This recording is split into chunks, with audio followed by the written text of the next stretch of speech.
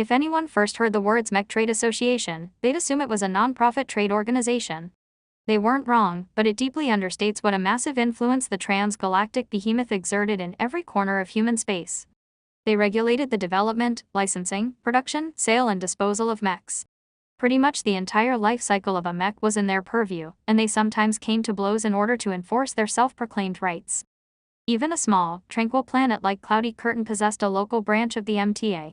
As even the greater United Terran Confederation and the new Rubarth Empire acknowledged the powerful organization's supervisory powers, a small third-rate state like the Bright Republic had nothing to say about the MTA's forceful presence within its borders. The association founded branches wherever there was a sizable population of people. Lots of people meant that at least a handful of them piloted mechs. If left alone, they could get up to trouble, so the MTA always made it a policy to supervise potentates even if they didn't own a mech. Frankly, the idea that an organization outside the control of any government entity was allowed to meddle in the mech industry shouldn't have existed. Countless conspiracy theories flew around in the galactic net that purported to be the truth. One popular notion suggested that the divisions in human space was all a sham. Every nation, from the lowest third-rate backwater to the grandest first-rate superpower, were actually different branches from the same tree. A so-called Shadow Council ruled humanity from behind the throne, and the MTA was merely its most visible arm. Another less radical theory suggested that the MTA was not as independent as everyone thought. Instead, it began as a secret joint venture by both the Terrans and the Rubarthans. Despite their intense rivalry towards each other, they shared enough common interests to regulate the mech industry and founded the MTA to bend the military strength of other nations to their will. The MTA existence and its stringent enforcement of its principles brought the Wild West of the mech trade to its heel. They prevented the incorporation of weapons of mass destruction into the arsenal of mechs. They curbed widespread corporate espionage and gave smaller mech businesses a chance to thrive by encouraging the practice of licensing out non-cutting-edge designs. They brought so many benefits that not many people thought badly of the organization. What mattered the most to Vase right now was the MTA's strict standards of public mech sales. Any mech traded in an open transaction was required to be certified by the MTA before they received a stamp of approval. Without this approval, a mech designer was deprived of an independent, trustworthy assessment of their product, which meant that basically no one dared to buy his mech. Naturally, such a practice was voluntary, and companies were free to sell their mechs without involving the MTA if they made their transactions private.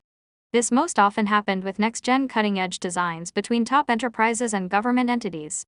Vase was too small a player to engage in such a high-level transaction, so he meekly submitted his mech to the MTA for their standard certification. Bringing Lucky over his shoulder, Vase exited the transit shuttle and landed his feet onto the paved landing pad next to the MTA. He met the local supervisor of Cloudy Curtain's branch of the association at the steps leading up to the complex. Vase Larkinson. Ryan Baldwin. A dark-skinned man with a robust posture returned his handshake. Welcome to the MTA. When I heard a designer wanted to submit a newly fabricated mech in our branch, I had to admit we were at a loss for a moment. Vase chuckled amiably at the remark. I'm the only mech manufacturer on this planet, right? Yup. The most we do is bust heads and lend a hand against pirates. We hardly have any mech technicians on site that are qualified to certify your mech. My apologies for inconveniencing you. Can the certification process still proceed? I'm kind of pressed for time. No worries, son. As long as we're not in the middle of nowhere, we always have a senior technician on hand. They entered the quiet and spacious building complex and went down the halls to a large workshop area. A cranky-looking middle-aged lady in coveralls greeted them with a stinky eye. Vase, let me introduce you to Gertrude Samuelson. The woman in question crossed her arms. So you're the brat messing up my maintenance schedule. I had a system in place, you know. Now I have to waste precious hours off my schedule in order to knock your little toy around. Well, you better not think it's a done deal, because I'll be doing my best to dig up its flaws. He could only smile awkwardly at that. Fortunately, Vase spent an excessive amount of time building up the Phoenix Cry. He was confident his mech could pass all but the most stringent of tests. Those top-level tests would never be applied to a regular commercial mech, so Vase should be in the clear. He hoped. The three entered the cavernous workshop where a handful of mechs underwent routine maintenance. At the end of the stables rested the Phoenix Cry, freshly transported from his workshop.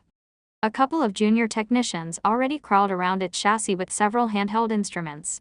Seeing as you're as young as shit, this must be your first certification, right? Yes, but I'm familiar with the steps. Good, then you know that you'll just have to stand there and do squat while I pick apart its flaws. Gertrude stated as she stepped behind a console and activated a thick, mechanical arm. Vase recognized the device as an advanced sensor that was capable of penetrating through almost any material. The woman gently operated the arm and brought it over to the bottom foot of the mech. The projection in front of her changed into a cutout image of the section along with multiple technical readouts that Vase barely understood. Looks fine so far. You haven't screwed up the proportions when you made the HRF armor plating.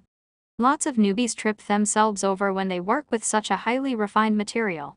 A deviance of 0.1% at the start could get amplified by as much as 10% by the time the HRF is off the fabricators. I didn't rush the process. I'm confident the rest of my mech is equally as sturdy. We'll see about that. Gertrude diligently scanned over the mech, from bottom to top and back to bottom. She also swiveled the sensor from the sides and the rear of the mech as well, but to no avail. Vase understood enough from the readouts that none of the armor or internal components showed any significant deviations from the blueprint. All of the flaws she detected so far was within tolerance according to the MTA official guidelines. Only the most nitpicky of technicians would choose to make an issue out of those tiny problems. To her credit, Gertrude said nothing even if her frown grew deeper. Well, let's see if your internals perform as advertised. This was an area Vase was less confident in. It was fairly easy to spot damage, but harder to determine if the components he fabricated performed on spec. As the technicians crawled away from the chassis, a young pilot entered the cockpit. Vase, Ryan and Gertrude watched at a healthy distance as the pilot activated the mech. The neural interface is starting up without a hitch. No issues encountered so far. The pilot reported, and Gertrude confirmed his observations through the readings that scrolled down her terminal. Startup finished. The mech is in standby mode. The power reactor is spinning. No leaks detected. Temperature is normal. Do you hear any weird noises? It's quiet so far.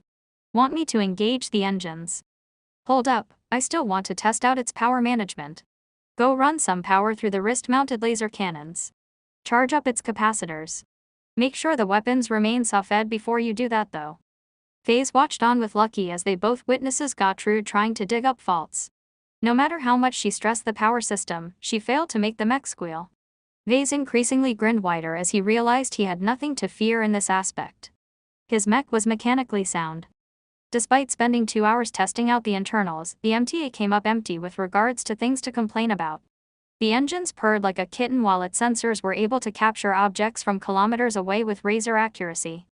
Let's move on to the active tests. The senior technician grumbled. The pilot took out the mech outside to a large and spacious range and obstacle course. Both weren't much to look at since the cloudy curtain branch only included them as an afterthought. Still, the minimum certification only required some basic tests for the Phoenix Cry. The first test involved testing the mech's limbs, in particular its articulation. Under the watchful eyes of several hovering sensors, the pilot stretched the limbs of the mech to the maximum angles possible. Nothing broke even when the arms almost bent straight backwards, which was a good sign for Vase. The MTA then tested the mech's carrying capacity by picking up and carrying a variety of weights, which also went without a hitch. With these tests done, the pilot put the mech through its paces by jogging and then full-on sprinting on a race course. The medium mech pushed to its maximum projected speed and maintained it with only minor difficulties. The pilot then repeated the same track but this time carrying the mace and tower shield. The mech ran a lot slower this time, but the extra weights failed to topple the mech over or cause any other catastrophes. They then moved on to the trickiest part, the ranged weapons testing. Gertrude grinned savagely as she rubbed her palms. While she held little hope in finding fault with the shoulder-mounted missiles, the laser should be another story. Laser weapons contain plenty of tiny, delicate components, so they were also the weapons most prone to malfunction. They first tested the missile launchers, but everyone knew it was just a formality. The launchers were fairly low-tech to begin with as most of the advances in missile technology lay in the missiles themselves. The launchers only stored the missiles and kept them from exploding when they got bumped or something. Both the long-range and short-range missiles flew from the launchers without a hitch and detonated against a cratered hill exactly as expected. The mech then moved on to a range, where it began to test out its wrist-mounted weapons at a variety of power levels. From the lowest setting, the pilot fired the weapon so rapidly that the beams appeared to be stuttering from an unstable power supply. Despite its shaky appearance, the lasers fired with the right amount of power and accuracy. The pilot then cranked up the power supplied to the cannons. The lasers increased in size and intensity. The beams flickered less, but their burn duration increased. The maximum setting practically turned the laser cannons into bringers of doom.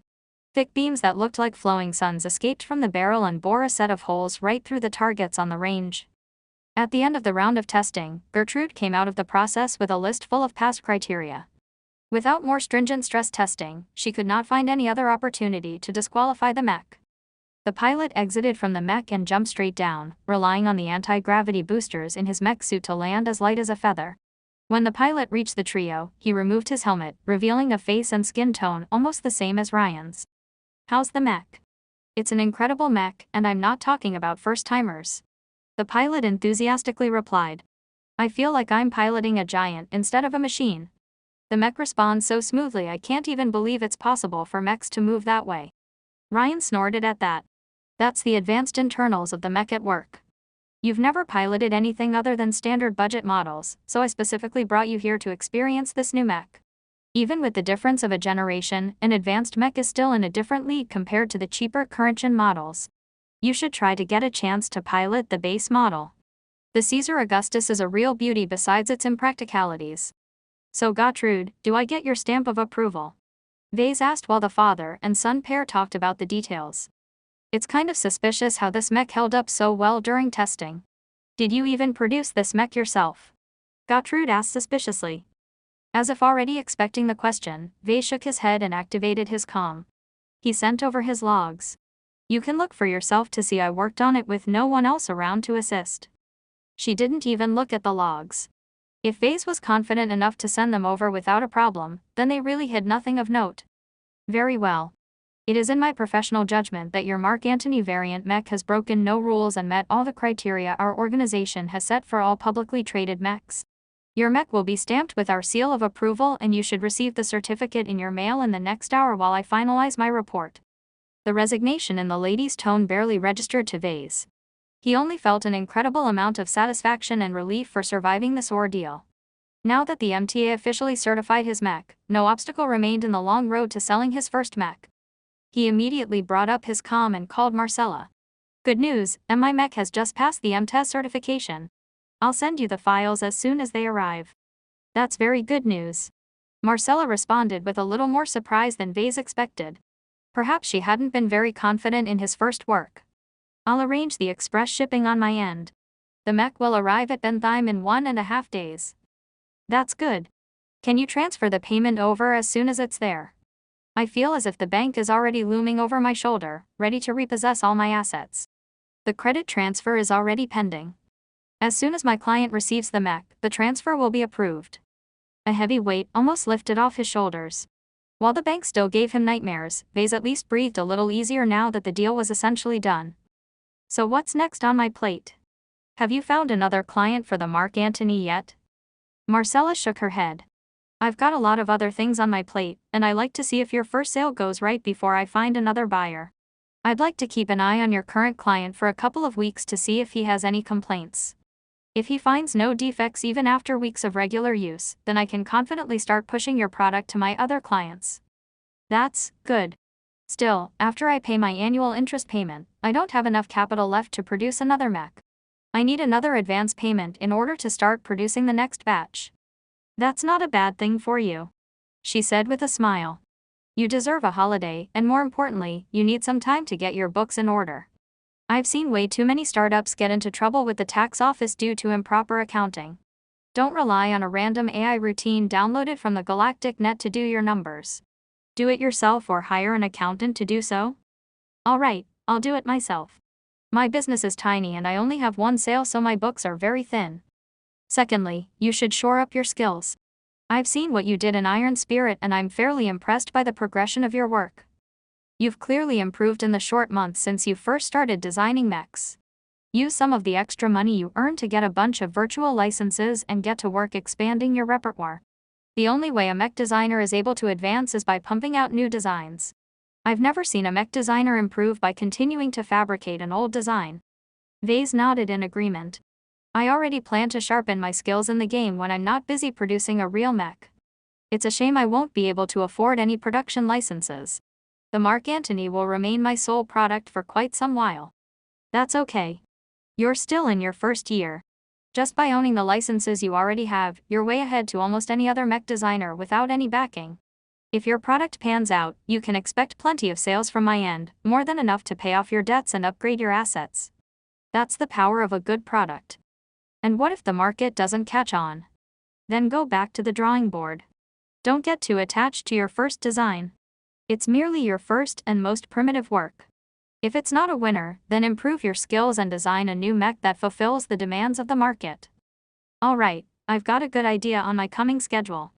I'll be waiting for the money. They said goodbye to each other before terminating the comm. Vase already felt liberating from his concerns. Once he received the money, he could pay off his debt and leave enough of a surplus to leave him swimming in cash. He could do so many things with such an amount of money. Should he go back to Iron Spirit and use the cash to buy some new licenses to play with? How much should he spend? Vase already looked forward to playing with some new toys. Vase personally watched on as the shipping company Marcella contracted brought the Phoenix Cry away. The loaders and bots carefully loaded the dark and red-coated mech into a sealed and padded mech container. They carried it back to the spaceport and loaded it onto the next transport out to Bentheim. With that out of the way, Vase returned to his workshop with Lucky. The cat enjoyed the time out, but now appeared to laze away for the rest of the day. "You're such a lazy bones." The cat drowsily meowed at him, not really paying attention to his words. Vase scratched the gem cat's chin before sinking down into his couch. Before Vase got back to work, he wanted to rest a bit and recover from his high-intensity fabrication spree.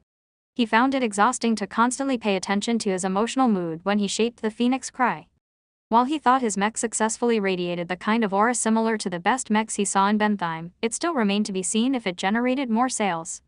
The X factor couldn't be measured after all, so on paper his mech appeared worse than it actually performed. "I can still do it once in a while, but not if I'm fabricating mechs each and every day." Even with the system, Vase remained immortal. Unless he spent a shipload of DP on his concentration and endurance attributes, he doubted the exhaustion would go away. "It's more important to shore up my skills instead of spending them on my attributes." While Vase recognized that both options had their merits, the skills provided immediate tangible benefits. In this early stage where he was still on the brink of bankruptcy after one bad spell, he needed? "Oh well, I'll think about it tomorrow." He took the rest of the day off. He avoided all activities pertaining mechs. Considering that he spent most of his life with mechs one way or another, he found it difficult to find something else to do. He ended up watching broadcasts until he slept through the night. In the meantime, at a mech yard in the outskirts of Durham, Marcella stood by with another person as they watched a drone drop off a mech container. Both of them looked proper and energetic. While Marcella wore her customary green formal clothes, the man beside her dressed a bit more flamboyantly. "There it is, Captain Carruthers. Your new mech. The Phoenix Cry, the very first model of its kind in production."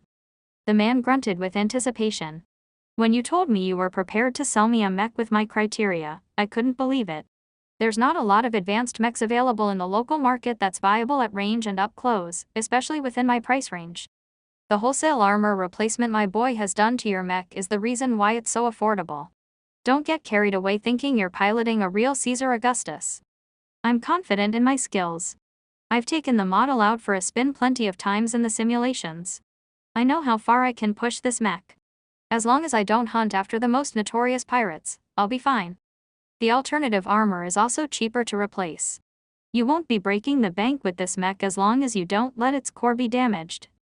Some of Marcella's drones flew up to unseal the container and check if its contents matched the manifest. When everything checked out, the container opened to reveal a formidable-looking mech. The drone started removing the seals that kept the mech inert and its weapons cold. Wow. Playing around with virtual toys is one thing, seeing the real deal is another. Even Marcella looked impressed. Both of them spent hours poring over the spec sheet and the simulations of the Mark Antony. While recognizing the model's inherent flaws, they both admired its decent build quality and plethora of options. Marcella saw the potential in Vase with this polished design, so she made sure to get her hooks in early before some other competitor got their claws on him. Despite her good impressions of Vase's first work, she only regarded it as a transient design, something to get the mech designer's business running. Even Captain Carruthers reserved some of his judgment on his new purchase. His bounty hunting outfit needed a frontliner, but not something that was helpless at range. While durability was important, he valued greater choice and offensive options more as he cross-trained in both melee and ranged weaponry. Finding a model in the market that paid equal attention to both was not difficult, but finding one that could take a beating and not cost a fortune was a challenge. He only settled on the Mark Antony due to a lack of alternatives. When the pair both came closer, their awe increased. The mech managed to put out a pressure that was not inferior to the hand-built Caesar Augustus that Bosworth's proudly put on display. The dark tones of the mech darkened the bright day somehow. Its gold accents gave the mech a sense of class, while the red highlights along with its dark red tower shield gave it a martial presence. The mech practically exuded battle lust despite its deactivated state. I see what everyone means when they say that handmade mechs have their charm. I can see why the mech designer couldn't resist giving it a name. The Phoenix Cry, it's not bad, and it certainly fits. The mech designer won second place in this year's YTE. He might be young, but he has already shown he's a cut above the rest. You can't find a design with this much drive from an established mech manufacturer. The captain whistled in appreciation. The more he looked at the Phoenix Cry, the more he felt he lucked out. Before we arrived, I found myself doubting whether I should have bought a reliable mass-produced model instead, but not anymore. This doesn't look like it came from the hands of a new mech designer. Marcella brought up the mech certificate and passed it to her client. The MTA agrees as well. They put in hardly any complaints, and what they did note is well within limits. The mech designer took his time, but he delivered a solid product. I'm itching to take this mech for a spin. Be my guest. Here's the keys and codes.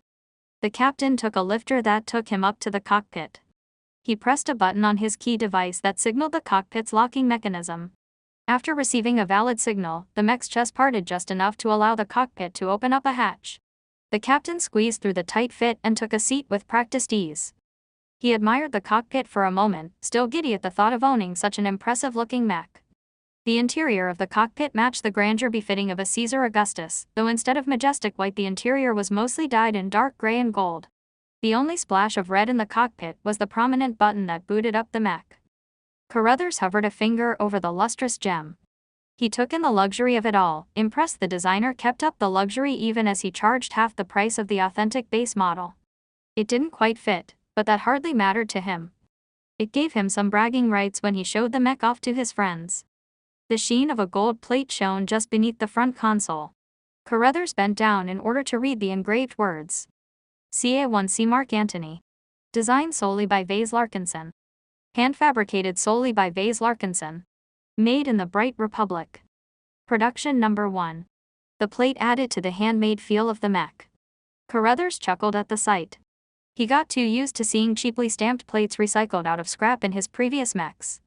The cheap mass-produced mechs he piloted so far all tried to cut whatever corners they could in order to save costs. Forget about gold, sometimes the plates were made out of the cheapest synthetics. Carruthers stopped fooling around and pressed his fingers softly at the matte but eye-catching gem. The mech hummed as its power reactor and engines came to life. The cockpit's illumination turned to life even as the neural interface engaged a connection with the occupant's brains. The transition from a human body to a mech stature should be highly familiar to the bounty hunter. Yet as he felt his mind sink into the mech, he encountered a depth that was deeper than any other machine he connected to before. The Phoenix Cry eagerly sucked in his mental awareness and gave it access to its deepest corners. A wash of sensations flowed over his mind as he became accustomed to the new perspective. Piloting the mech in the virtual simulations only impressed him mildly. But from how deep and rich he established his connection just now, he became aware that the Phoenix Cry. It's almost as if I'm connecting with a kindred mind instead of a soulless machine. He discarded the notion as soon as it popped up. Mechs couldn't think, let alone influence his thoughts. The spec sheet clearly stated the mech hosted no AIs in its memory banks. The neural interface also passed the MTES stringent tests, so his observations were not clouded by contamination. Carruthers threw away all superfluous thoughts and finished up the booting process. He then took his mech out of the container. Each step thundered the ground, enough that Marcella found herself forced back. The mech turned around and took up the mace and shield hanging on a rack. The heavy tower shield felt solid to him. It would serve him well as disposable protective cover. The mace on the other hand was clearly subpar. Made out of HRF, the only thing the weapon had going for it was its weighty head and its low cost if he broke it. Nevertheless, he decided to replace it with one of his spare swords as soon as possible. Marcella, you don't mind me using the yard for a bit, right? He asked over his comm. Feel free to push your mech. Carruthers eagerly moved around with his mech. He tested the Phoenix Cry by running and testing out its weapons. The laser cannons worked like a charm, and though he hadn't filled his shoulder launchers with missiles, he was certain nothing could go wrong with them. As for the mace, it functioned fine as a blunt force weapon, but since he was going to discard it anyway, he spent most of his time elsewhere. What impressed him the most was the shield. Thick, heavy but incredibly solid and durable, wielding the tower shield gave him a sense of valor. He could already imagine himself wielding this shield on the battlefield, charging forward to meet the enemy head-on. While the HRF plating that made up the shield would peel fairly easily, he could easily commission a replacement if necessary. This is a mech made with the wallet in mind. The cost-effectiveness of the Mark Antony made it into one of the cheaper advanced mechs available on the market today. Though the mech's advanced components were decades old, they still performed competitively against the models out today. In any case, the bounty hunting business had a tendency to wreck mechs long before they got too old to remain viable on the battlefield. The bounty hunter exited the cockpit with a lingering desire to hang around longer. Still, he had some paperwork to go through before he could officially take up ownership of the mech. "So how is it? Does it meet your expectations?" Marcella asked him with a smile. "That, and more. The only thing it misses is my coat of arms on its chest. I'm sure you will become the envy of your social circle when you show off your new purchase. We'll see. I'm itching to test this baby out in the field." As both sides noted no problems, they went through with the formalities. After signing a bunch of documents, Captain Carruthers officially owned the first mech produced by a young talent. He certainly knew that more than a couple of people might take interest in the mech's performance. "Let them peek. I'll be sure to bring out the full strength of my Phoenix cry." Just as Marcella sent out her approval for the money transfer, Vase sat behind his terminal going over his numbers. His comm beeped loudly, interrupting him from filling out his ledger. He looked his comm and it stated that he received a notification from his bank. He stared at the message for a solid minute. His account gained about 19 million bright credits from the latest transfer. I'm rich."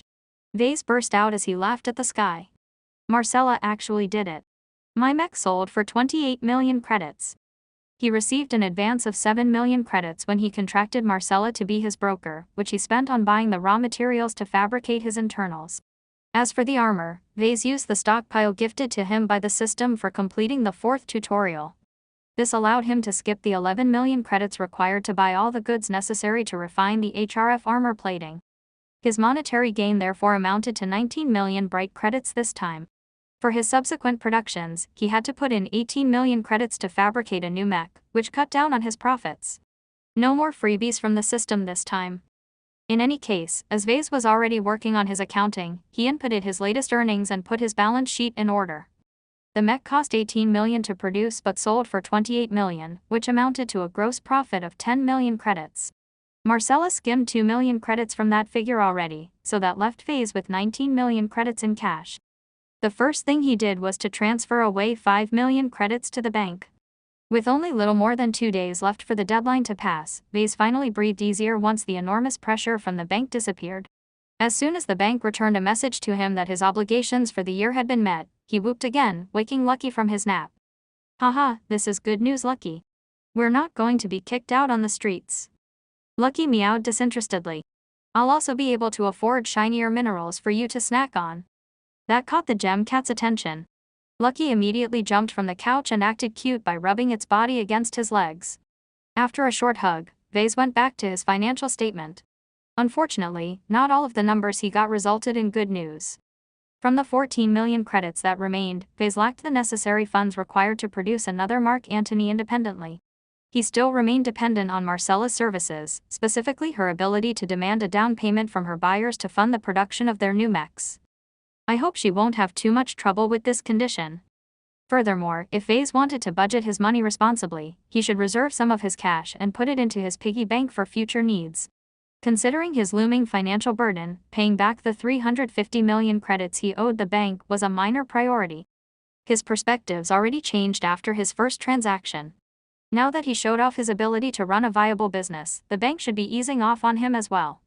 The debt his father took on his behalf was not an entirely bad thing for the bank. They earned an easy amount of interest from his business each year, and as long as Vase didn't screw up, the money loaned was put to good use in the bank's perspective. Considering that he could earn an average profit of 8 million credits each time Marcella sold his mech, the threat the annual interest payments posed to Vase diminished greatly. The problem essentially changed from an angry elephant into a harmless mouse. He could squash the mouse whenever he wanted, but it was a bit troublesome to do so and required a bit of effort on his part. Rather than waste his time stomping the floor or setting up traps, he could let the mouse scurry around his pantry and steal a bit of his cheese from time to time. What FaZe was more concerned about was something that plagued every single business in the tech sector: planned obsolescence. The inevitable advance of science and technology rendered today's machines worthless and turned tomorrow's miracles into everyday goods. One of humanity's better characteristics was the race's insatiable curiosity of the unknown. Nothing better expressed the rise of humanity better than to track its technological advances. From fire and sticks, the race took a scant blink before it mastered more advanced technologies such as agriculture and forging. A few thousand years after that, humanity escaped the limits of their home planet and spread their presence into the greater galaxy. Each time humanity advanced, it was due to a new scientific breakthrough. This dynamic process of introducing new technologies to the market was not an entirely positive experience to everyone. To the people involved in the mech industry, many companies might lose all of their customers if they progressed one step slower than other firms. The earlier years of the mech renaissance was a wild west, with new inventions haphazardly being introduced into the market as soon as they turned economically viable. This led to bizarre situations where there was once just 9 years in between one generation to the next. All the businesses that invested heavily in designing and fabricating the mechs of the old generation were left with a huge pile of underperforming junk. Those who hadn't yet made the jump got lucky and invested in the new technologies, thereby massively gaining an edge over the producers burdened by old ballast. The financial crash that resulted from the imbalance was the largest since humanity spread out into the stars. So much wealth had been lost that some economists calculated that it set the humans back as much as 30 years. Losses valued in trillions of credits could potentially continue if this chaotic advance was left unchecked. Fortunately for everyone on the supply side of the industry, the MTA restrictive certification and sales procedures imposed some semblance of order in this process of renewal and destruction. The mech industry now adhered to a semi-fixed schedule of grouping technological advances into generations, each lasting about 30 to 50 years. Commercial mechs that incorporated modern technologies available to be licensed in the open market were regarded as the era's so-called current generation, or current gen for short. The generation that preceded it was called the last generation, or last gen. Generally, the differences in performance between the two was distinct, but not overpowering. As an offhand rule, it took 4 last-gen mechs to beat 3 current-gen mechs. This left producers stuck with last-gen designs a period of time to accumulate savings in order to invest in new technologies. FaZe was currently in this boat, except he had much less time to renew his aging assets. Most analysts plying their opinion in the talk shows warned their audience that the current generation was going to be a short one. As about 20 years had passed since the first current-gen mechs were put on sale, that meant FaZe had 10 to 15 years to invest in a new production line. In practice, his time was shorter as at the last 3 years, hardly any pilot could be fooled into buying a last-gen mech on the verge of turning obsolete. From now until the generation shifted, the prices of last-gen mechs would continue to decline. First, he had to come up with a new design. If he chose to produce variants, then he'd have to license a decently good base model, and those often cost a fortune to license. At a minimum, FaZe expected to fork out 1 billion credits for a basic current-gen mech. If he wanted anything fancier, then the cost might rise to as much as 2 to 4 billion credits. Then he had to find replacements for his rusty 3D printer and assembler as well. If FaZe wanted to fully exercise his growing skills, then he'd have to acquire a more robust assembler system, which amounted to about 300 million credits. He also couldn't leave out the vital 3D printer. Without renewing his old model, it was impossible to fabricate all of the latest gadgets by himself.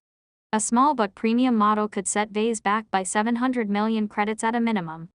In total, FaZe had to accumulate 2 billion credits in savings in order to survive after 10 years. It was a daunting amount of money, and anything could happen within that time that could force FaZe to lose his savings or force him to spend it on something else. With such a colossal spending plan, FaZe felt the shadow over his shoulder returning with a vengeance. Though it loomed a bit further away, its shadow nonetheless dwarfed the previous worries in his mind when only his interest payment threatened his business. He'd have to churn out hundreds or even thousands of mechs to accumulate such a sum. Do I really have to save up 2 billion credits? FaZe asked himself as he scratched his head. Replacing the 3D printer and the assembler remained a priority. His current equipment limited his options too much. As for the licenses, FaZe thought up an alternative. I don't necessarily need to license a complete mech design. I already had a taste of designing an original mech when I cobbled up the Drake together out of spare parts in the qualifiers for the Fusion Cup. If Vase was generous in his description, then mech design was simply a process whereby the designer puzzled different components together. Nowhere did it state that the mech designer had to reinvent the wheel and design all of the parts by himself. With the widespread availability of component licenses in the open market, the only thing a mech designer needed to do was to grab a couple of existing parts and stuff them together into a single frame, and voila, a new design emerged from his hands. The benefits of designing an original blueprint were numerous. First, he saved out on licensing costs. The money Vase coughed up to license a full set of components was as much as a quarter to half the amount required to license a complete design. If Vase picked his parts from the lower-end segment of the market, then his total costs would not amount more than 300 million credits. The system will also be happy at me for stepping up to original designs. This was the second benefit of choosing to go this route. The system considered designing variants of existing models to be a low-class occupation. It only offered grains of DP for each new design and sale of a variant mech. The system in fact awarded him with 28 DP for his first real mech sale. It seemed the system treated real mech sales differently, chopping off 6 digits from credit price of the sale to determine the amount of DP Vase earned. It sounded like a minor windfall, but considering that the prices of the items in the skill tree and store increased dramatically to purchase the better stuff, then 28 DP per sale might not sustain him for long. Vase already drooled at the potential amount of DP he could earn from selling his own designs. The system can't be that generous, right? Original designs also gave Vase an advantage in another way. If the quality of his design surpassed the average of the market, then Vase could potentially enjoy a final benefit. If his mech proved to be a radically popular product, then he could take the opportunity to license out his own design. Needless to say, the amount of money he could potentially earn from such an arrangement was astronomical, and the best thing about it was that he didn't even have to lift a finger. If others produce my design through a license, will the sale of their mech still earn me DP? The system unfortunately kept its mouth shut. This left Vase helpless in determining the answer. Still, from the way the system worked so far, Vase guessed it might not be too stingy. It treated virtual mech sales as a source of DP even if Vase left the production to the game operator's servers. Naturally, all of these possibilities were fanciful daydreams. Vase was nowhere close to designing and fabricating an original design, let alone come up with something that could win awards and attract licensing requests. He had to build up both his monetary reserves and his personal skills before he revisited the issue. Alright, at least I've set a long-term goal for myself. In 10 years' time, I want to replace my equipment and come up with at least one viable original design. It was a lofty goal that very few mech designers could fulfill if they stepped into his shoes. In order to create a viable or popular design, it needed to outperform the basic current-gen models in the market while possessing a unique feature that Vase could tout as its main selling point. Take the Caesar Augustus for example. Despite its many detriments, the mech attracted a small but devoted fanbase.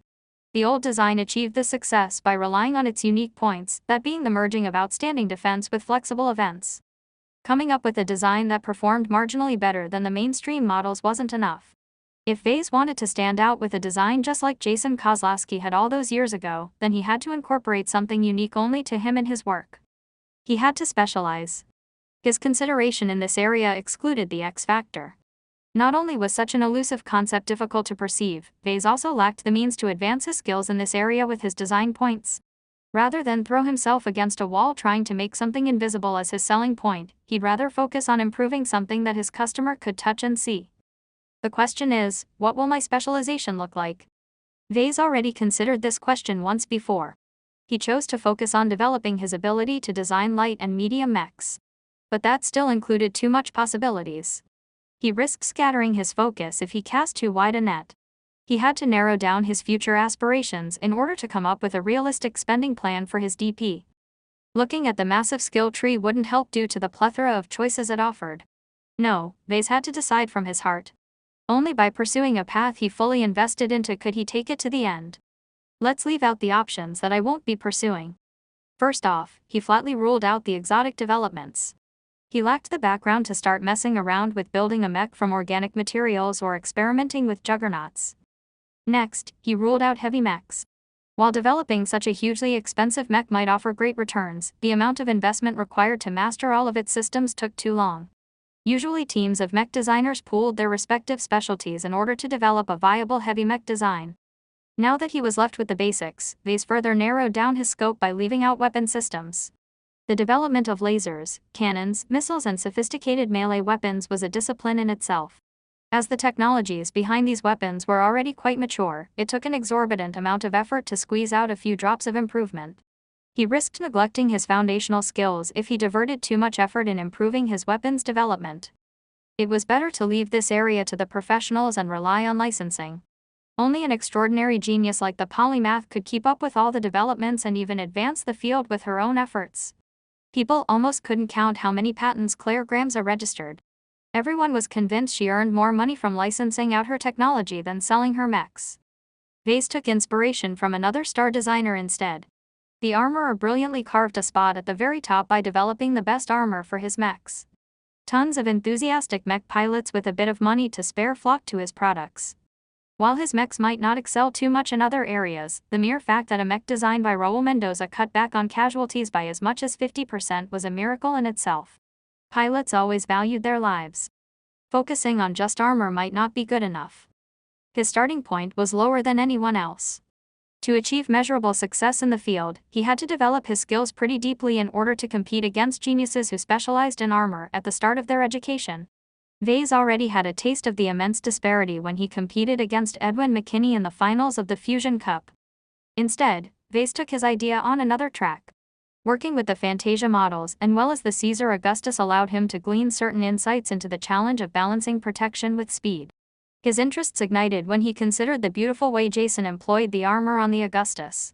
Vase already played around with the armor scheme when he redesigned the mech to be built with the HRF armor plating.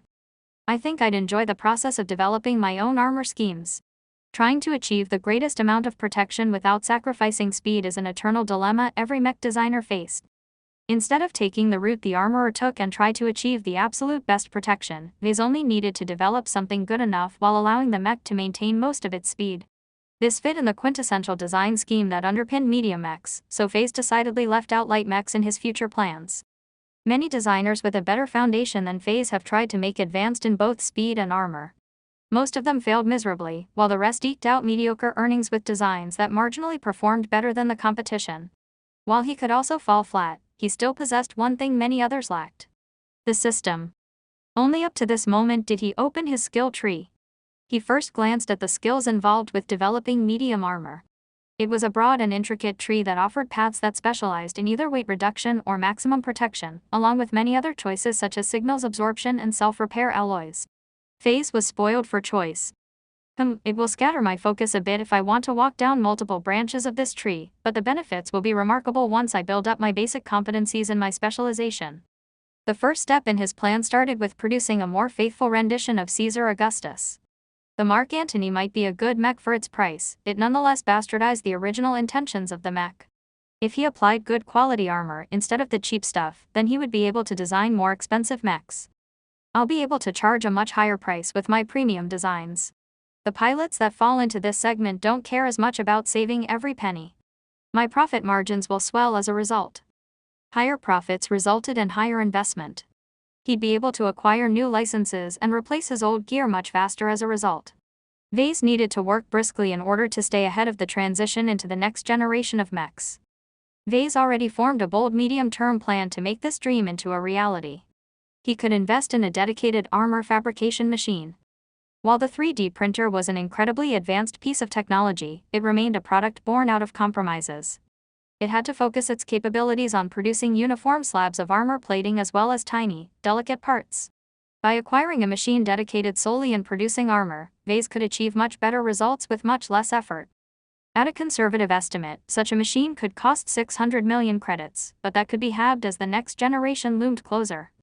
As such specialized machines were usually capable enough to produce most next-gen armor, Vase did not have to worry too much about acquiring something obsolete. With a modern armor fabricator, I can modernize the Caesar Augustus and earn some time and money for my next steps. The complexity of his 10-year plan grew deeper. Though diverting his attention into acquiring an armor fabricator might seem like a needless distraction, as long as it improved his earning potential within the next couple of years, then it could pay off very soon. After formulating his future direction, Vase quickly finished his financial report. Of the 14 million credits that remained of his profit, he reserved about 80% towards his taxes and the piggy bank. That left him with about 2.8 million credits in readily available cash for him to spend on whatever he liked. Any future earnings would of course be less extravagant.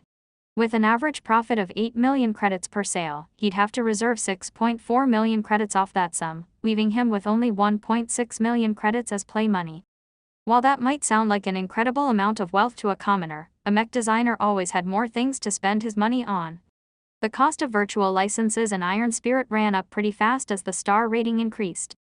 Furthermore, Vase also had to keep his workshop safety in mind. The security measures in place paled in comparison to what real manufacturers boasted. He'd cry until his eyes ran dry if some hooligan crashed his mech into his workshop one day. Vase also considered doing something unimaginable to him when he was still burdened by his debt. He wanted to hire an employee. Specifically, he wanted to employ a full-time fabricator that supplied the mechs to Marcella. But if I do so, how will I hide the system from my new hire? Vase considered hiring a fabricator in order to ease the pressure on his time. If he wanted to advance his skills, he had to keep pumping out designs. If he wanted to earn lots of money, then he had to fabricate lots of mechs for Marcella to sell. He lacked the time to invest in both activities if his sales volume grew to more than 3 mechs a month. The only problem with hiring someone was that keeping the system secret might be difficult. As much as the system appeared harmless, it was actually a miraculous invention that straight up defied the laws of reality as Vase knew it. Such a precious treasure attracted covetous intentions, many of whom had the power to squash him like a bug. Letting the system's existence leak to anyone else was just asking for trouble. Another problem which concerned Vase was that hiring someone else to do his fabrication would lead to substandard products. A full-time fabricator might be a wizard when it came to working with the 3D printer and assembler, but if he was ignorant of the X factor, then the mechs he made would be devoid of life. Selling cheap products under his name only dragged him down just when he wanted to build up his brand. As Vase couldn't figure out the solution to this dilemma, he called up Marcella. "Hey Vase, I'm kind of busy right now, so keep it short. I'm having a bit of an issue here," Vase said, then explained his thoughts regarding his potential hire. Marcella smiled at him as if the problem was trivial. "Well, it's too early to hire a mech technician, so you have plenty of time to think it over. If you want my opinion, why not do both? You can sell the mechs produced by your personnel at the standard price and charge a premium if the client wants a mech handmade by the designer. Just set the price point high enough so you don't get too burdened." That was actually a great idea. It kept Vase busy without leaving the fabricator with nothing to do. He'd essentially leave the grunt work to his employee and only come out and fabricate in person if the money was worth it. Still, it depended on whether the clients were willing to fork out the extra cash. "Don't worry about generating sales for your premium variant. I'll take care to pace you with such requests so you don't spend too much time on it. There are always at least some clients who make some requests to modify the design a bit. Sometimes they want the mech to be flashier. Other times they want the mech to bear a customized emblem in its armor pattern. I think the going rate for such customizations is 2 million credits. Earning an additional 2 million credits per sale was a generous amount. Naturally, he'd charge more if the client requested more drastic changes. Marcella hung up in order to get back to her work. Before she left, she warned him to expect another prospective sale in about 4 weeks or so. That was enough time for their first client to provide feedback on the Phoenix Cry's performance in the field. Vase considered the issue of hiring a fabricator later when he got a good idea of how many sales Marcella achieved. Instead, he turned to a much more interesting activity. He was ready to go back to designing virtual mechs. He recalled the experience of designing different variants of the Fantasia and the Caesar Augustus and how much experience he gained in applying his growing skills. If Vase wanted to grow to the point of designing a viable original mech, then he'd have to become as good as the seasoned mech producers with a couple of successful designs under their belt. With 2.8 million credits in his spending account, his scope had widened. Though he could easily log into Iron Spirit's market and purchase a huge amount of one-star designs, what would be the point? He'd earn only scraps of DP with each successful design and sale. "Hey system, can I ask you something? Since I can earn 1 DP when I design a 1-star mech and 50 DP when I design a 5-star mech, what are the rewards for designing 2, 3, and 4-star mechs?" The base rewards for designing a 2-star mech is 5 design points. The rewards go up to 10 design points for 3-star mechs. The reward further increases to 25 design points for 4-star mechs. Do note that these rewards are lower when selling a mech based on your designs. Please work diligently in improving your designs so that you may work proficiently with more advanced models. In other words, the system told him to get off his butt and start designing higher-starred mechs. Though he owned a pair of 5-star virtual licenses, his skills were too insufficient. The Mark Antony generated only a piddling amount of sales, and FaZe doubted that would ever change since he hadn't really brought anything unique to the design other than the X factor. And even that last feature got diminished when FaZe relied on the game server to produce new copies of his mechs. I shouldn't bite off more than I can chew.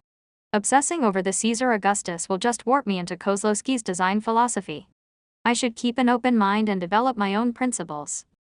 Considering his generous budget, he felt it was a good idea to start upgrading to 2-star designs. To be honest, he could skip a grade and purchase a few ultra-discounted budget 3-star virtual licenses, but he still had plenty of time to reach this grade with a proper reserve of cash. For now, he preferred to make a gradual progression through the generations of mechs. By experiencing each major generational group, FaZe could increase his insights into the history of mechs and their major developments. As soon as he made up his mind, FaZe eagerly logged into the game for the first time in weeks. He happily sauntered over to the location in the virtual city where they sold the virtual licenses. As he stepped inside a shop featuring endless 2-star licenses of any kind, FaZe felt as if he stepped into a candy store. The 2-star mechs represented the age where the most viable ideas from the previous generations got refined. The simple division of light, medium and heavy mechs solidified, and the designers of the time started to incorporate components that only worked in their weight class. For example, a laser rifle meant to be wielded by a heavy mech would burden a light mech excessively as both its weight and power draw were too much to handle. Since I'm only going to work on medium mechs from now on, I can filter out all the outer crap.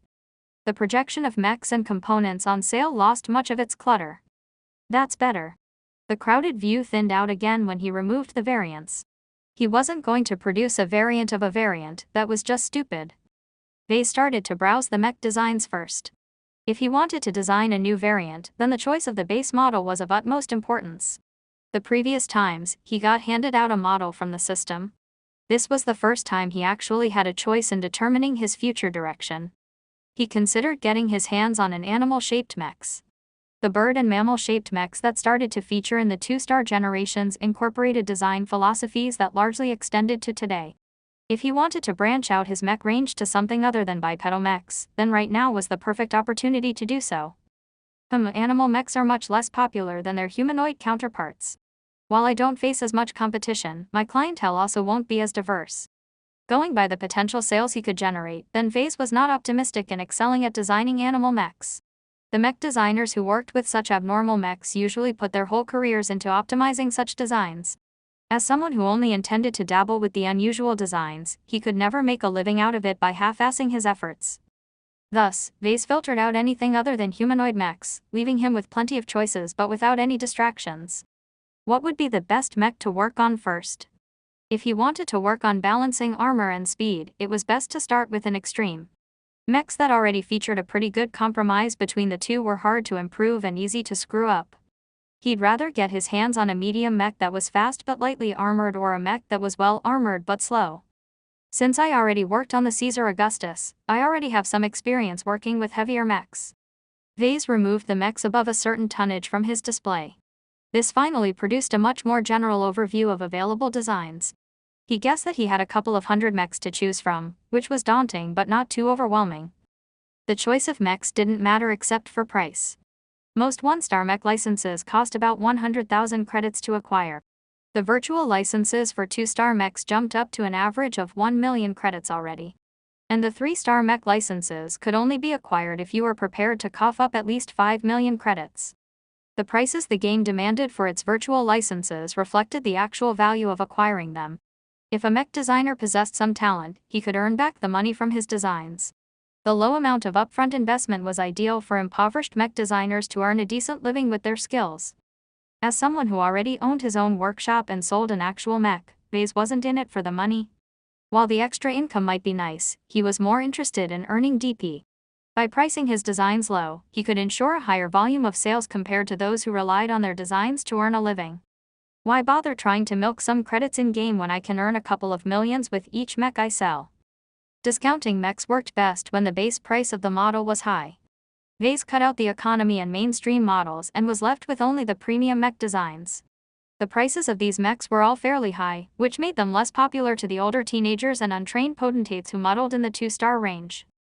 After browsing through the 50 or so models that were left, they stopped narrowing his criteria and instead just looked at the images scrolling past his eyes.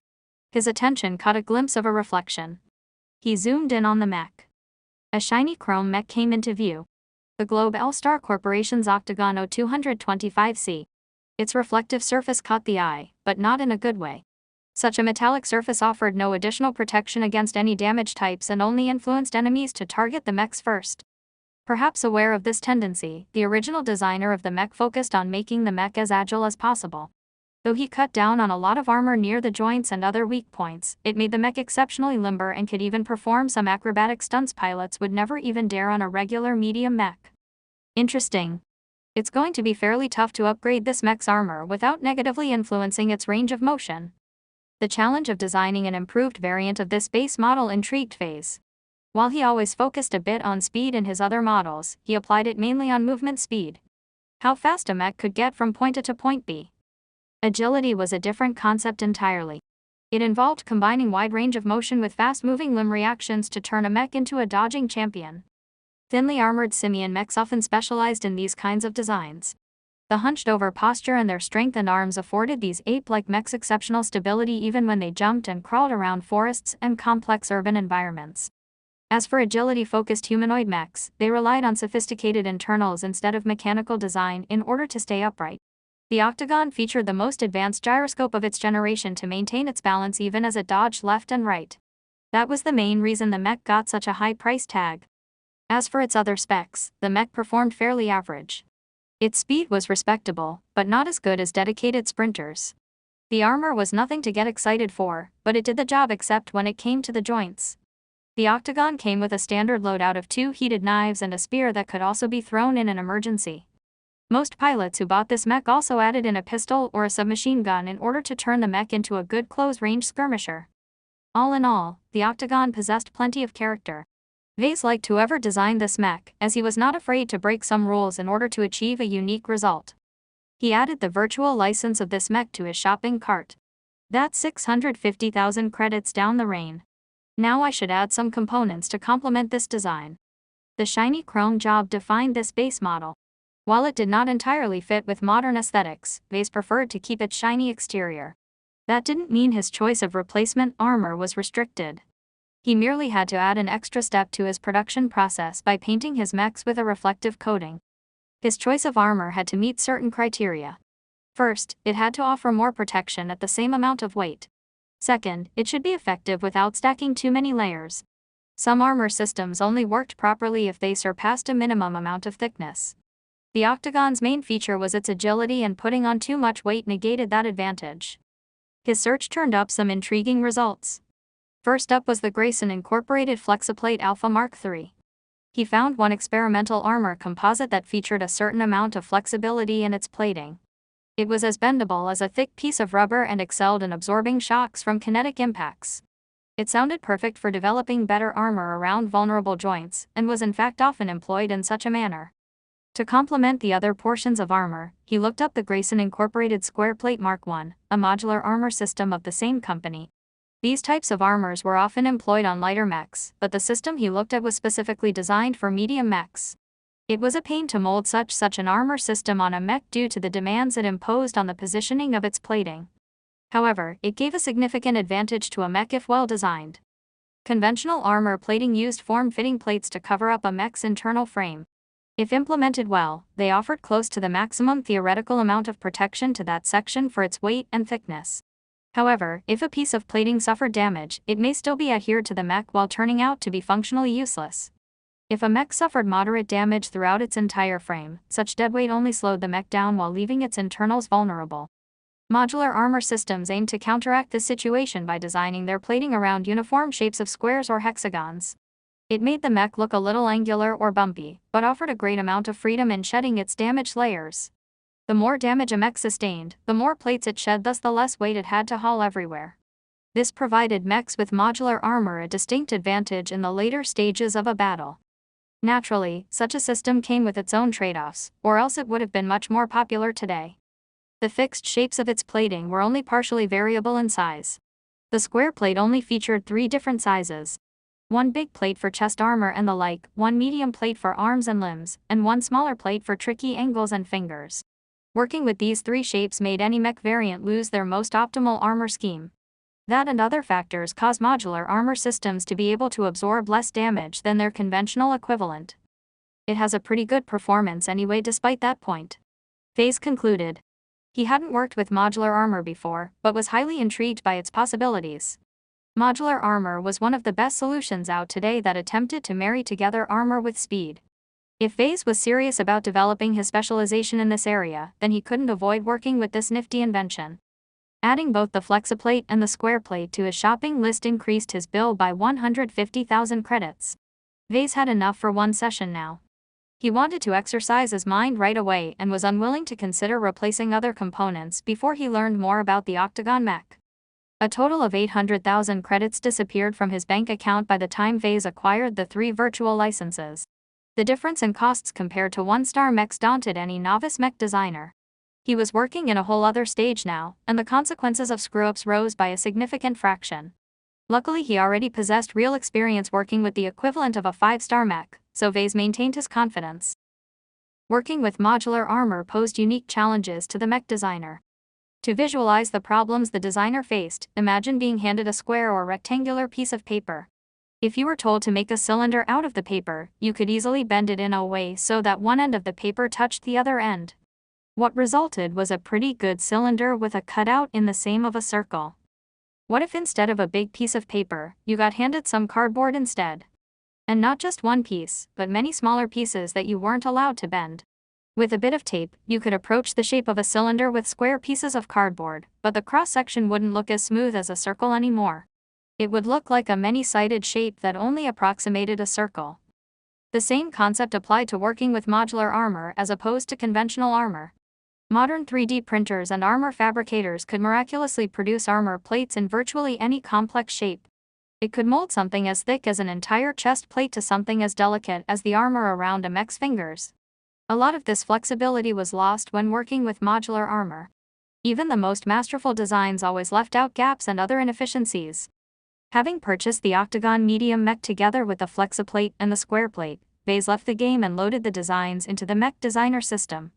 Though Iron Spirit or his own terminal's design interface featured plenty of tools and aids, the system offered the best assistance by far.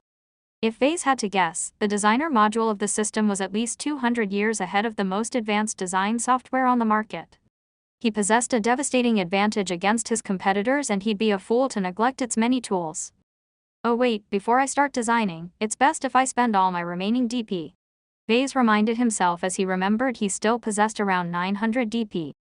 What he found perplexing was that he earned more DP from selling his virtual mechs than his real mechs. The virtual version of his Mark Antony rewarded him with a fixed amount of 25 DP, while the real version was dependent on the total sales volume, which meant an average of 28 DP. However, it was a lot easier to sell a virtual mech than a real mech. FaZe foresaw that he would be selling a lot more virtual mechs while his real mech sales volume remained in the double digits. Did the system burp when it calculated the DP rewards for his virtual mechs? Whatever was the case, FaZe eagerly planned to make use of its generosity. He opened the skill tree again with glee. As he could expect an uptick of DP once he put up a couple of new designs for sale, he wasn't stingy with his current reserve. He looked down the list and found a sub-skill he had been eyeing for a while. Medium weight armor optimization 2, 600 DP. As he bought it, the influx of knowledge he received blacked him out for a moment. This time the knowledge dealt more with details and nuances, which caused FaZe to forcefully memorize a whole bag of new tricks. It definitely paid off already, as by the time he woke up he became a lot more confident in working with his new armor licenses. Curious about his current state, FaZe called up his status again. Status. Name, FaZe Larkinson. Profession, novice mech designer. Specializations, none. Design points, 304. Attributes. Strength, 0.7. Dexterity, 0.7. Endurance, 0.7. Intelligence, 1.2. Creativity, 1. Concentration, 1.2. Neural aptitude, F. Skills. Assembly, apprentice minus 3D printer proficiency 2, assembler proficiency 2. Business, apprentice. Computer science, incompetent. Electrical engineering, novice. Mathematics, incompetent. Mechanics, Apprentice minus Jury Rigging 2, Speed Tuning 1. Metallurgy, Apprentice. Metaphysics, Incompetent. Physics, Novice minus Lightweight Armor Optimization 1, Medium Weight Armor Optimization 2. Evaluation, An ugly carp about to leap the retarded dragon gate. Despite the system's harsh standards, Vase recognized he was approaching the upper limit of a novice mech designer. The system hadn't told him the criteria for promotion, but from his own knowledge of how mech designers were ranked, he'd probably break through if he raised a main skill from apprentice to journeyman level. It's a bit too early for me to advance my rank, Vase remarked as he still planned to allocate his upcoming DP on other skills. Picking up speed tuning 2 is inexpensive at 400 DP. Apprentice-level physics was a bit more expensive at 1000 DP, but it shored up his foundation nicely and could help him out a lot when designing armor schemes. After that, he'd have saved 2000 DP and pick a main skill to upgrade. Vase leaned towards mechanics as that was his main strength, but considering his recent shift in focus, perhaps physics or metallurgy might be a better choice. In any case, Vase could revisit the decision later when he actually had DP to spend. Vase missed the system's designer suite. When Vase worked on the mechs in the Young Tigers exhibition, he was forced to use regular software to design the Drake and the qualifiers. He felt cramped and handicapped and felt certain he made far more mistakes than he ought to. The system's interface provided many more advantages. Perhaps too much. I'm getting dependent on the system, Vase admitted to himself in a tone that spoke of no regrets. I'm short on time and even more lacking in money. I'd rather hug this thick thigh than to crawl in the mud trying to find the exit to hell on my own. With the manner in which he upgraded his many skills, it wasn't easy for him to forget what the system forced in his mind. If Vase somehow got separated from the system, he still had his upgraded skills to rely on. He'd get the hang of designing mechs without the extra aids. In any case, Vase shoved away all distractions and focused on his upcoming design. He loaded the quirky mech designed by the Global-Star Corporation and sat back to view its intricate design before doing anything else. He wanted to get into the head of the original designer and figure out why he designed this risky model. This mech excels in urban combat. The denser the streets, the better it's able to run circles around its opponent. Vase looked up the history of the Global-Star Corporation and guessed right. When the company was still in operation, its headquarters was based in one of the Greater United Terran Confederation's major port systems. Designing a mech suited for urban combat was an acute priority at the time. Though the historical files was short on details regarding the developers of the Octagon, Vase nonetheless inferred that the mech was a job commissioned directly by the Terrans as part of a broad push to develop new specialized mechs. The Octagon enjoyed limited success but never really caught on. The concept was too radical and few mech pilots accepted the innovation. Agility-focused mechs started to really gain their stride in later generations, in part because the Octagon and a few other models paved the way beforehand. Vase then looked at the mech's combat footage in both historical recordings and replays from the game. The pilots in the historical recordings piloted the mech conservatively, making calculated risks only after they meticulously positioned themselves. As for the players who chose this particular 2-star mech to enter the arena, they behaved much more aggressively, leveraging their superior mobility to actively seek out enemies to hunt as long as the map featured complex environmental obstacles. The Octagon is a hunter, he concluded after several hours of spectating. The mech fared better when being jumped on than others, but it excelled when it took the initiative. Pilots who cared about their lives behaved like ambush predators, while pilots who had nothing to lose acted as pursuit predators. The pilots could switch between the two whenever the situation called for a change. As a pioneering urban combat mech, the Octagon distinguished itself in several ways. Besides its amazing agility and flexibility, it possessed outstanding endurance. Urban combat was grueling, and could drag on for weeks if the commanders in the field avoided collateral damage. The mech cleverly incorporated a bevy of fuel-type energy cells on its back that fed the mech's robust power reactor that in turn spun the over-engineered engines. These engines provided plenty of power to the Octagon's limbs with minimal latency. That meant that the usual sluggishness and delays inherent in any other mech movements were minimized to the point of being non-existent. At the time, that was fairly impressive and not that easy to achieve. However, the experimental engine was also sensitive to shock damage, which made the mech easy to disable if it endured excessive force in its waist area. That should be the main reason why this mech hadn't caught on. It kind of negates the point of making a mech for urban combat if it can't last the whole campaign. The other major downside to the Octagon was that its carrying capacity was light and limited. Balance and weight issues limited the mech from wielding most two-handed weapons. Even a shield affected the mech in a dramatic fashion. This forced the mech to choose from one-handed weapons like knives, pistols and submachine guns. Laser rifles might provide a viable alternative if it wasn't for one thing. Though certain laser rifle models kept down their weight, the energy these rifles guzzled in a short amount of time surpassed the Octagon's power reactor's output. This highlighted the disadvantage of incorporating fuel-injected power reactors. They provided a lot more energy over a longer period, but were incapable of generating high amounts of power at a snapshot. The Octagon's weapon loadout is already pretty thin. I have to be careful not to pile on too much weight. With the information at hand, Vase developed a pretty good picture of the Octagon. Now was the point where he came up with his own vision of the mech. Vase pictured a ruined city. Smoke rose from the tallest wrecks while fires burned from the hulks of fallen mechs. With streets chock full of debris from vehicles and nearby buildings, the darkened silhouette of the Octagon straggled between two molten piles of slag that used to be a pair of mechs. It scrambled behind a pile of garbage and waited for its pursuers to arrive. A light skirmisher passed by the Octagon's hiding spot, oblivious of the dangers nearby in its haste. The Octagon jumped forward and thrust its spear at the unprotected back of the skirmisher. The incredible momentum behind the blow shattered through the thin armor and pierced the cockpit. After brutally pulling out the blooded spear, the Octagon swept sideways as it dodged a couple of rapid ballistic rifle shots. The Octagon spun like a top and used the terrain to its advantage. Though it received plenty of hits, only a couple of square armor plating fell of its frame. Even though the exhausted Octagon's armor looked half empty with lots of square holes in it, the speed in which it burst through the bullet barrage allowed the nimble mech to stab its spear against the rifle, destroying it with one firm blow. The rifleman mech didn't panic and let go, drawing a short sword from its hips with its other hand. The Octagon, having put most of its forward momentum in that spear thrust, let go of its weapon as well and entered the rifleman's reach without even withdrawing its own backup weapons.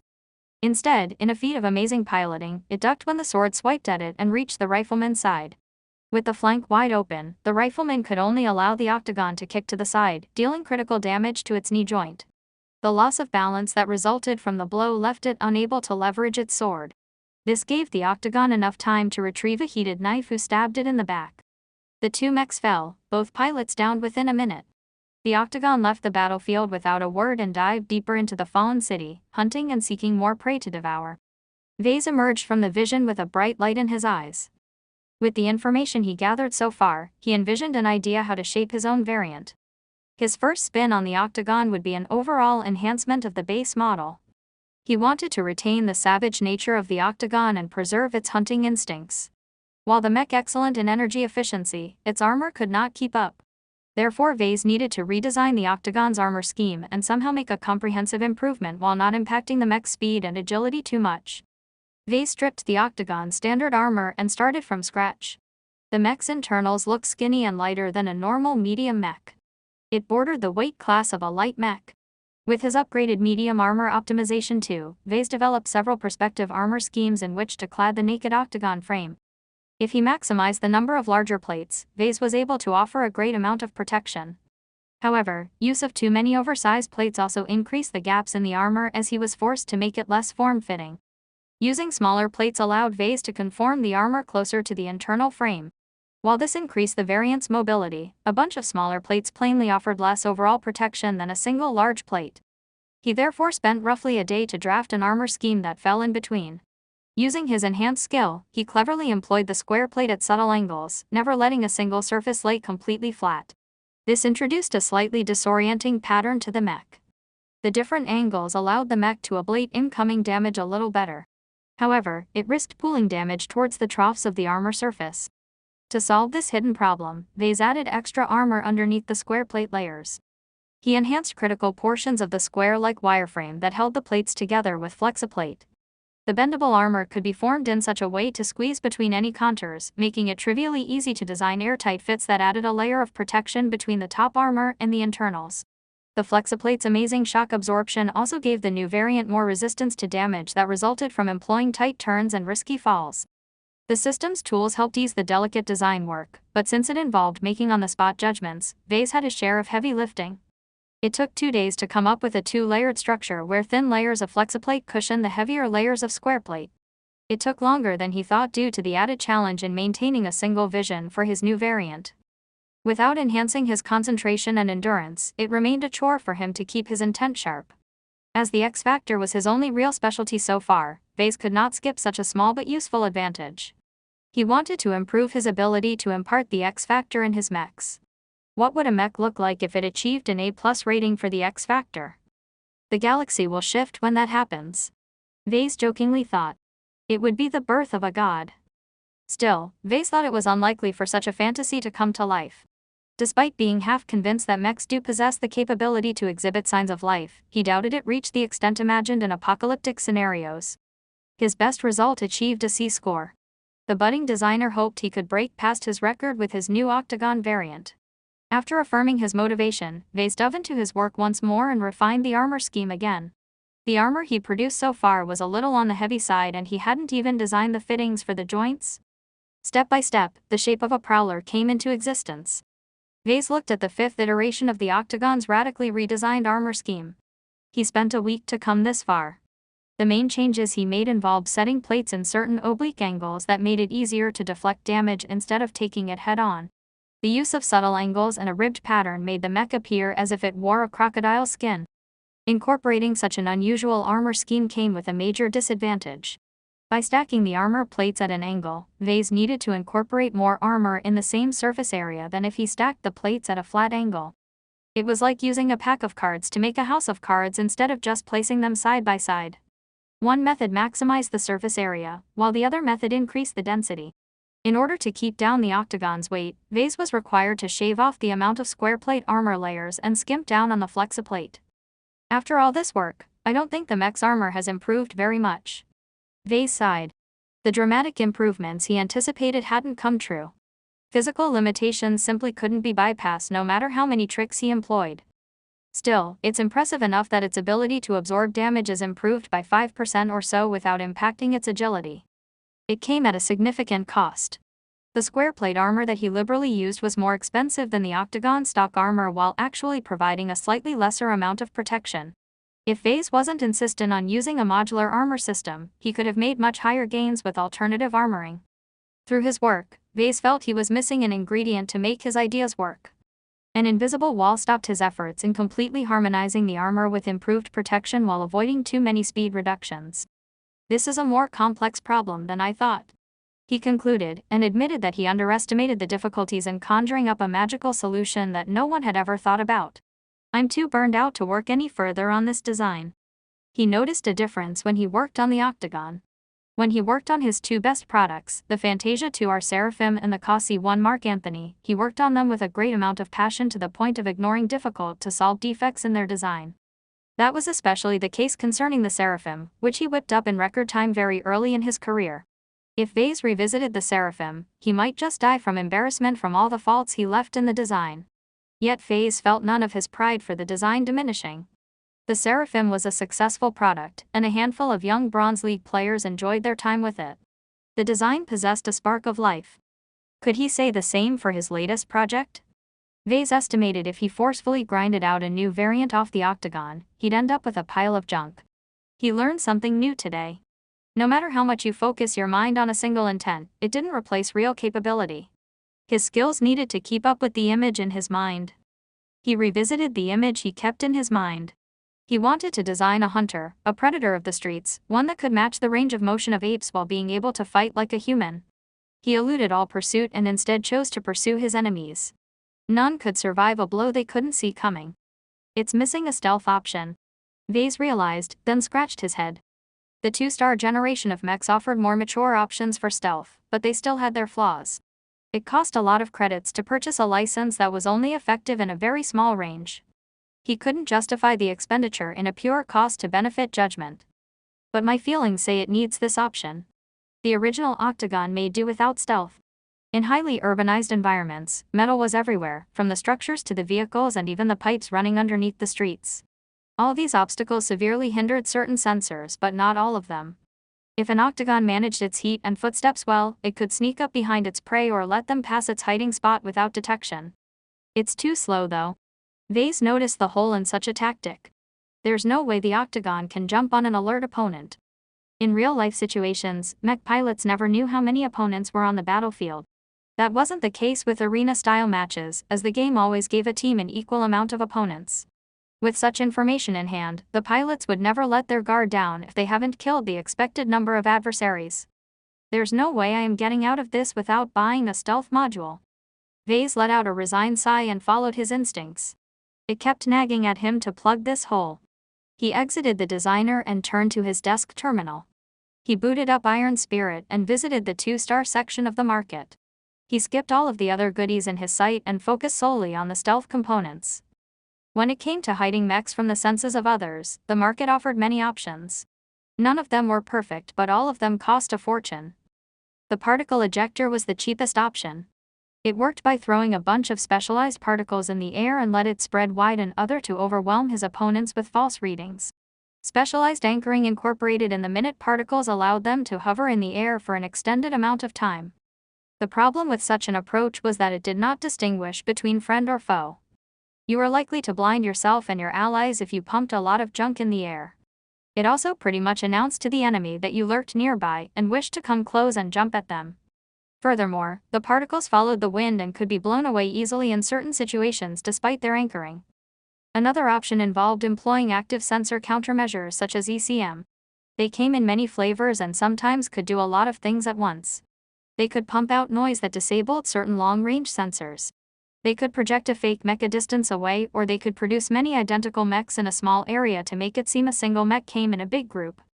FaZe wasn't entirely unfamiliar with ECM systems. He used such a thing before in the Seraphim and the Phantasm, and it supplemented the evasion of those mechs. It could benefit the Octagon as well, as this model relied heavily on evasion when under fire. ECM came with its own downsides though. The more powerful module slurped plenty of energy, could not fool all types of sensors in the act of turning it on full blast, already radiated signals that could alert an unsuspecting opponent. It also couldn't fool exotic sensors such as those that measured ground vibration. Lastly, the enemy pilot could simply cease relying on his machine and used his human senses to observe the battlefield. The last type of stealth measure was the use of specialized coating or armor. By cladding the mech with an outer layer that suppressed signals from bouncing back to the opponent's sensors, it could quietly sneak around without getting detected by the enemy. However, same as the other options, such a trick was unable to suppress other signals such as sound and vibration. Opting for stealth coating or armor also meant missing out on more damage-resistant options. For example, a popular add-on mech pilots liked to buy was a special reflective coating that slightly negated incoming damage from lasers. The three options of chaff, ECM and stealth coating represented the limited progress of stealth technology at the time. More sophisticated solutions started to pop up in the following decades, but FaZe had no access to them due to their higher star ratings. The Octagon isn't a saboteur, even though it can work as one. There was an important distinction in role. Saboteurs generally avoided seeking out conflicts and operated mainly behind enemy lines to attack critical infrastructure nodes. The Octagon, on the other hand, specialized in pure combat in dense, complex environments. What it needed was an aid to help it kill its enemies better, not a way to elude detection entirely. Seems like the particle ejector is the most appropriate out of the bunch. The particle ejector might be limited in the amount of particles a single mech could carry, but the ejector was relatively low-tech and could be mounted pretty much anywhere. Besides the payload canisters, it weighed very little and drew very little energy as well, allowing for minimal disruption to the performance of the mech. Much like missile launchers, the real technology was in its payload and not its launching method. The particles one could launch varied in their density, longevity, wind sensitivity, and more. Out of all the choices FaZe had available, he picked a module that didn't last very long but was highly effective in a larger area. His spending account shrank by 300,000 credits once he acquired the famed Relic Systems Valhalla Particle Ejection Module First Edition. Many other virtual mechs who sought out battlefield disruption methods chose the same particle ejectors. Its features were tailor-made for short duration but high-intensity arena matches. With a new goodie in hand, FaZe read the manual and familiarized himself as best he could with the new technology. The main issue he faced was to decide where to mount it and how many canisters he added to the mech. At least the good thing about the canisters is that they can be ejected once they're used up, much like the modular armor. FaZe decided to be generous and added 4 refills alongside the canister in the ejector's chambers. While such an amount was excessive for 1v1, the pilot could always change his loadout beforehand in the lobby or discard the canisters at the start of the match. He went to work adding the ejector and canisters to the back of the mech. Adding them there disrupted the balance of the mech but preserved its full range of motion. Still, FaZe found the addition to be troublesome. It was like adding a backpack to an athlete. No matter how little stuff was put in the pack, it still dragged down the person's peak performance. Wait a minute. The particle ejector isn't very complicated. Why do I even need to make a fixed attachment? There was nothing stopping him from improvising an external shell around the module. The component drew little power and only required a single data cable to communicate with the mech's processors. Using the designer, Vase rapidly constructed a cage that held the projector and 4 additional canisters. He then added a couple of fixtures that attached the cage to the back of the mech who carried the contraption. He then turned back to his unfinished mech and modified the back to accommodate these fixtures. It was a little tricky designing slots that allowed mechs to attach and detach something from behind, but the Octagon's impressive range of motion for its arm helped make it viable. It actually took a day of tweaking to refine the design. After accomplishing all that work, Vase smiled at his work. The variant's capabilities had increased without negatively impacting its mobility. If the mech was on the hunt, it could engage its particle ejector beforehand and detach it from its back once it did its job. After stowing it in a corner, the mech could fight to its heart's content. It could return to reattach the particle ejector if it successfully survived the battle. The only problem emerges if the mech is attacked from behind. In order to accommodate the attaching system, Vase was forced to poke some holes in the rear armor. While not very large, these gaps provided enemy sharpshooters a small chance to disable the modified Octagon in one shot depending on its damage type and caliber. Everything had its trade-offs. Vase chose to go down this path because it fit his variant's hunter mentality. Let's add to the flair. As Vase had incorporated the festive cloud generator in pretty much all his mechs, the new Octagon was no exception. He added a high-capacity version of the module to the particle ejector cage. Vase set its color profile to be a psychedelic mishmash of bright colors, though he also added in the usual white, gray or black presets to its settings so that pilots could pick whatever they preferred. Vase programmed the cloud generator to go off just as the particle ejector launched its own payload. The colorful mist and the disruptive particles would then mix together and drown the local area with both sensor-dampening particles and disorienting rainbow mist. Naturally, mechs possessed alternative sensor modes to make the latter useless, but it was a nice psychological trick to force enemies to switch anyway. He even tweaked the Octagon's viewing mode to switch automatically once it activated the particle ejector. The Octagon sensors aren't very exceptional either. The main problem with throwing crap in the air was that it affected everyone indiscriminately, including the Octagon. With the level of technology back then, Vase had no good solutions to mitigate this problem. Incorporating high-powered sensors not only drew more energy than he was comfortable with, they also acted as a lighthouse in the middle of the dark, practically exposing the mech's location. It's up to the pilot to make the best out of the equipment. I can't do anything else to help. Vase refined the mech's armor scheme once again in order to properly accommodate the cage on its back. With its spear and knives, the mech looked more menacing than the base model. He spent 2 more days on refining its angles and perfecting its balance so that the mech wouldn't lean too forward or backwards whether it carried the cage or not. After a final polishment, the variant came near to its final form. The last step involved adding the coating. Vase chose to mimic the base model and gave the mech a highly reflective chrome exterior. Such a choice made the mech difficult to hide from optical sensors, but it might provide an interesting appearance when it fought in the middle of its particle cloud. Once he fully completed his design, Vase gave the mech a name. Let's call you the Mist Prowler. Well system, how did I do? Design evaluation, Mist Prowler. Variant name, 0225 cm Mist Prowler. Base model, Octagon 0225C.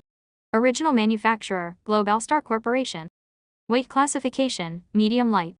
Recommended role, guerrilla fighter. Armor, C+. Carrying capacity, E-. Aesthetics, B. Endurance, B+. Energy efficiency, A. Flexibility, A. Firepower, F+. Integrity, C. Mobility, B+. Spotting, D+. X factor, E. Deviance, 37%. Performance improvement, 14%. Cost efficiency, -50%. Overall evaluation, the Mist Prowler is a reimagining of the base model that performs slightly better at a much higher cost. The mech features a redesigned armor scheme that has marginally improved its damage absorption capacity but provides increased mobility in battles of attrition. The added particle ejection system gives the mech an advantage in shorter battles if the pilot is skilled enough to make the best out of the opportunity. You have received 75 design points for completing an original design with a performance improvement of over 10%. You have received 100 design points for designing a mech with a trace of X factor. Like and subscribe.